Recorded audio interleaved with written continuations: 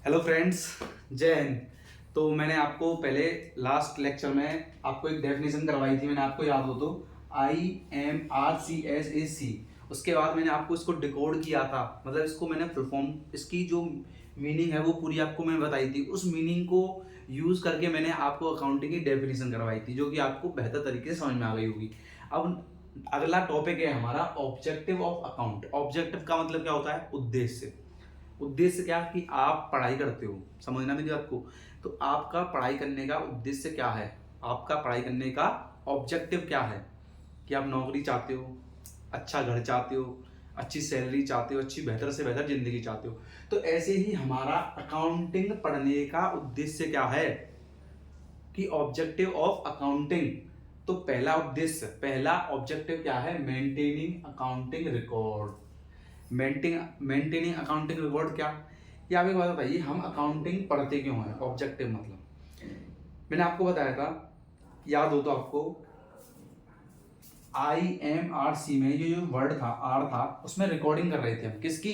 कि हमने जो भी ट्रांजेक्शन करी, ट्रांजेक्शन बताई थी आपको, लेन देन जो किया उसको हम रिकॉर्ड करते हैं। तो क्या क्या उद्देश्य हमारा अकाउंटिंग का? कि हमको मेंटेन करना है अकाउंटिंग रिकॉर्ड, जो हमने अकाउंटिंग की है उसको मेंटेन करना है रिकॉर्ड को। और रिकॉर्डिंग कहाँ करते थे हम? कौन सी किताब में करते थे? उस बुक का नाम क्या था? उस बुक का नाम क्या था? उस बुक का नाम था सर जर्नल। क्या नाम था? जर्नल। उस बुक का नाम था जर्नल। आगे मेरी बात समझ में? अब आगे दूसरा पॉइंट क्या है? दूसरा ऑब्जेक्टिव है अकाउंटिंग का डिटरमाइनिंग प्रॉफिट एंड लॉस। अब आप मुझे एक बात बताइए, आपने जर्नल में आपने रिकॉर्डिंग कर ली, आपने जर्नल में रिकॉर्डिंग कर ली अपनी अकाउंटिंग ट्रांजेक्शन की। अब आप एक बात बताइए, हम अकाउंटिंग क्यों कर रहे थे? हम अकाउंटिंग क्यों कर रहे थे? आपको याद हो तो एनालाइज करते समय हमने ये पता लगाया था अकाउंटिंग में कि आप एक बात बताइए, आप किसी चीज को किताब में क्यों लिख रहे हो बिजनेस की? ताकि आप पता लगा सको कि आपको कितना प्रॉफिट हुआ और कितना लॉस हुआ। क्या करने के लिए? डिटरमाइनिंग। डिटरमाइनिंग मतलब निकालने के लिए प्रॉफिट एंड लॉस। क्या? प्रॉफिट और लॉस निकालने के लिए कि आपको एक महीने में आपने जितना भी खरीदा, जितना भी बेचा, उसमें आपको कितना प्रॉफिट हुआ और कितना नुकसान हुआ, उसके लिए भी हम क्या करते हैं? अकाउंटिंग करते हैं। ये अकाउंटिंग का दूसरा ऑब्जेक्टिव है। अब बात आती है तीसरे ऑब्जेक्टिव की। तीसरा ऑब्जेक्टिव क्या कहता है? Determining financial position. अब फाइनेंशियल पोजीशन क्या होता है? फाइनेंशियल पोजीशन क्या होता है? ये हम निकालते हैं बैलेंस शीट से। ये आपके लिए एक नया शब्द है, क्या? Balance sheet. क्या है? Balance sheet. अब ये क्या होता है, ये अभी आप भूल जाइए बैलेंस शीट क्या होता है।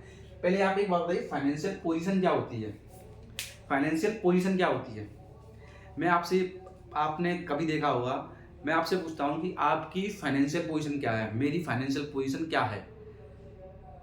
आप बोलोगे सर फाइनेंशियल पोजीशन सर नहीं पता। देखो, फाइनेंशियल पोजीशन हम सबकी होती है, हम सब निकालते हैं अपनी फाइनेंशियल पोजीशन, और ऐसे ही बिजनेसमैन भी अपनी फाइनेंशियल पोजीशन निकालता है। लेकिन सर होती क्या फाइनेंशियल पोजीशन? सर आप फाइनेंशियल पोजीशन बोल रहे हो बहुत देर से, लेकिन ये होती क्या है? बेटा एक बात बताओ कि कल को आपके पास गाड़ी होगी, बंगला होगा, नौकरी होगी, पैसा होगा, सब कुछ होगा आपके पास, कम से कम 10 करोड़ रुपए की आपकी संपत्ति होगी। तो आपकी फाइनेंशियल पोजीशन क्या है? कि आपके पास 10 करोड़ की संपत्ति है, ये आपकी फाइनेंशियल पोजीशन है। एक मैं गरीब आदमी जिसके पास एक साइकिल है, एक स्कूटर है, एक मोटरसाइकिल है, एक गाय है, एक भैंस है, एक एक एक घर है छोटा सा। तो ये मेरी फाइनेंशियल पोजीशन है। फाइनेंशियल पोजीशन का मतलब सिंपल सी बात है, अगर आपकी और हमारी लैंग्वेज में बात करें तो आपकी पैसों से रिलेटेड आपकी औकात क्या है, स्टेटस क्या है आपका।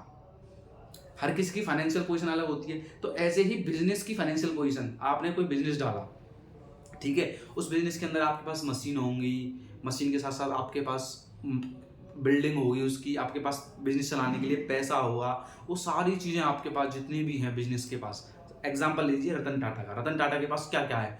टाटा की कितनी सारी कंपनियां हैं, उसके पास अपनी गाड़ियां हैं, टाटा की जो कंपनी में चलती है बिजनेस में, वो सारी चीज़ें, पैसा, गाड़ी, बंगला, मकान, सब मिला के हम टाटा की क्या पता लगाते हैं? Financial position. तो ये अकाउंटिंग का तीसरा ऑब्जेक्ट किस काम में और आता है? डिटरमाइनिंग करने में, निकालने में क्या? Financial position. किसकी फाइनेंशियल पोजीशन? किसकी फाइनेंशियल पोजीशन? बिजनेस की फाइनेंशियल पोजीशन। हम फाइनेंशियल पोजीशन को एक नाम और देते हैं, नेट वर्थ। आप कभी नेट पे सर्च मारिएगा इंटरनेट पर, गूगल पर, कि net worth of the Mukesh Ambani, तो उसमें आ जाएगा पैसों में लिखा हुआ कि मुकेश अंबानी जी 10,000 करोड़ के मालिक हैं। तो ये उनकी फाइनेंशियल पोजीशन है। आगे मेरी बात समझ में? अकाउंटिंग किस काम में आती है? डिटरमाइनिंग द फाइनेंशियल पोजीशन, ठीक है, किसकी? बिजनेस की। तीसरा हो गया आपका। अब आता है चौथा। चौथा कहता है कि facilitate management in decision making. Facilitate management in decision making. अब फैसिलिटेट का मतलब क्या होता है? फैसिलिटेट का मतलब होता है हेल्प करना, मदद करना। किसकी? मैनेजमेंट की। अब सर मैनेजमेंट क्या होता है ये बताइए सर, हम तो सर नए हैं अकाउंट में, हम तो मैनेजमेंट ही नहीं पता क्या होता है। बेटा आप एक बात बताओ, आप स्कूल में पढ़ते हो, ठीक है, सबसे ऊपर कौन होता है आपके? सबसे ऊपर आपके स्कूल में आपके प्रिंसिपल सर होते हैं, फिर उसके बाद टीचर्स होते हैं, फिर उसके बाद आप लोग होते हो स्टूडेंट्स, फिर उसके बाद आपके जो काम कर रहे होते हैं स्कूल में, पियोन वगैरह, या आपके यहाँ जो भी वर्किंग स्टाफ होगा, काम करता होगा, वो सब क्या हुआ? मैनेजमेंट हुआ। यही मैनेजमेंट होता है कि जो लोग भी कंपनी या किसी भी बिजनेस के अंदर इन्वॉल्व हैं, उस बिजनेस को करने के लिए वो सारा का सारा मैनेजमेंट है।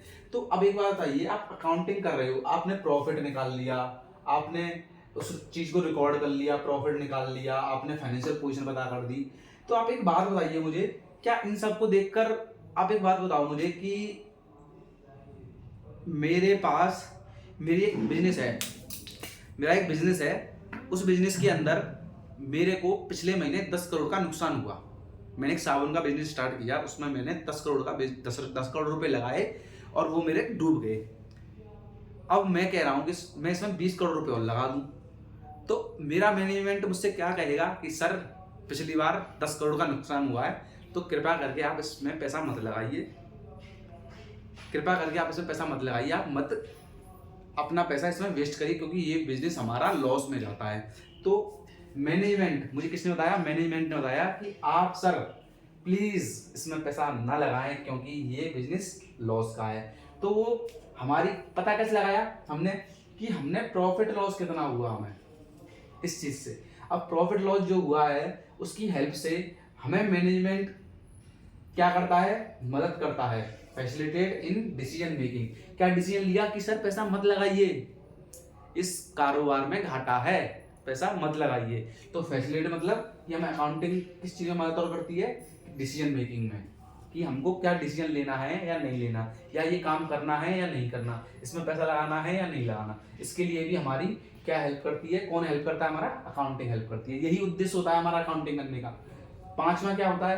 Providing accounting information to users. Providing accounting information to users का मतलब क्या है? मैंने आपको लास्ट IMRCSAC की फुल फॉर्म में आपको मैंने बताया था। सी का मतलब, लास्ट के सी का मतलब कि कम्युनिकेट टू द यूजर्स। आपने जो कुछ भी पैसा कमाया, जितना भी लॉस हुआ, जितना भी प्रॉफिट हुआ, वो सब आप किसको बताते हो? किसको बताते हो? यूजर्स को। अब सर ये यूजर्स कौन होते हैं?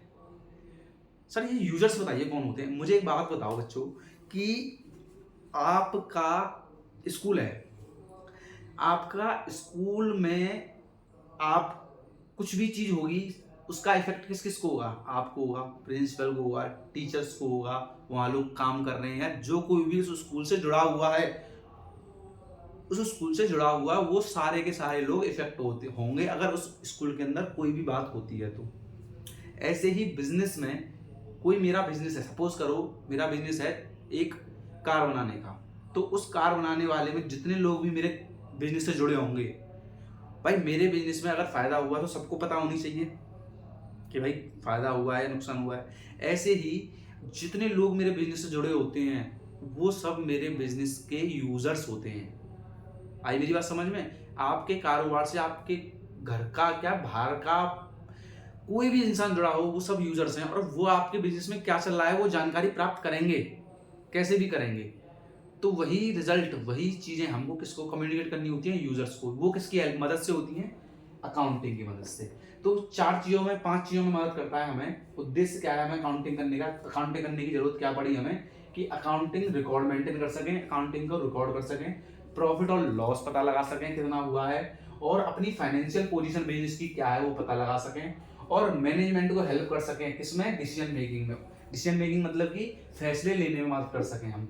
और प्रोवाइडिंग क्या, अकाउंटिंग इन्फॉर्मेशन, अकाउंट में हमारी मतलब हमारे कितना नुकसान हुआ है, कितना क्या हुआ है, वो सारी इन्फॉर्मेशन हम बता सकें किनको, टू यूजर्स को, जो कि हमारे बिजनेस से जुड़े हुए हैं।